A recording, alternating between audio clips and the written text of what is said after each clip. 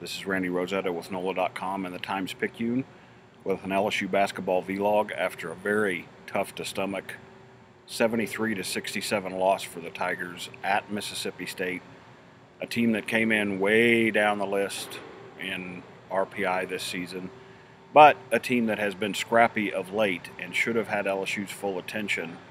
But Keith Hornsby said that wasn't the case. He kind of wondered out loud if LSU didn't overlook the Bulldogs. And if that's the case, you see what happens. Shooting was the problem. For the first time in a while, LSU just did not shoot well from anywhere. They finished 26 of 69 from the floor, 37.7% overall, and made only 4 of 23 from three-point range. And that was huge against State's 2-3 zone, which they played most of the second half. And it was kind of a strange thing. LSU got shots it wanted.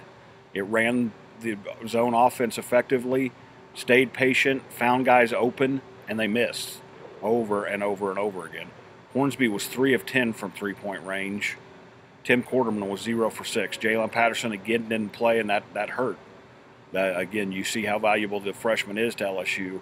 He's kind of a zone buster for them, and they didn't have him. So the two other primary outside shooters combined to go 3 for 16, and LSU just could not seize control of this thing.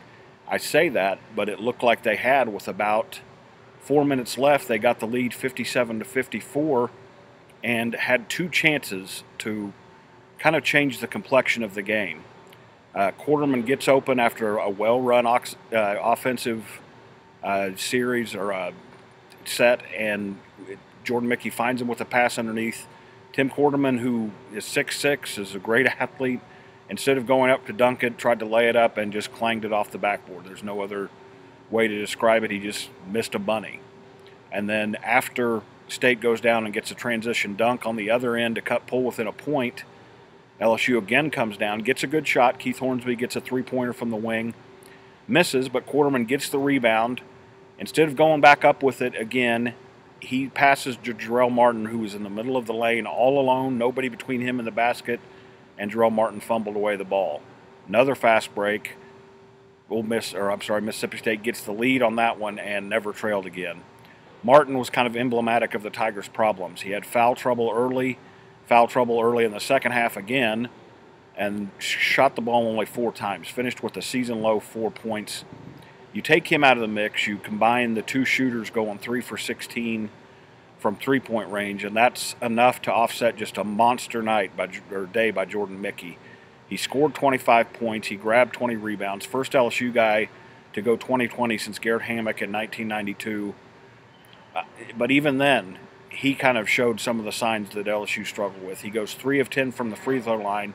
The Tigers were 11 of 21, kind of reverting back to the problems they've had at times away from home. So this was basically just a hot mess for LSU. They did some things well to run offense, but just couldn't put the ball in the hole. And I've watched basketball for most of my 47 years, and that's the one thing you better do well at some point. You don't have to. You can play good defense, and LSU didn't do that very well, gave up a lot of transition baskets. You can rebound the ball well, which LSU did fairly well. They won the rebound battle 43-30, and you can play hard, which they did for the most part. But at some point, you've got to put the ball through the net, and LSU didn't do that consistently, and because of that, they take a tough loss on the road. Drops LSU to 16-5, 5-3 in the SEC. They come home now. They're home for 3 games in a row in a 5-day stretch starting Thursday against Auburn.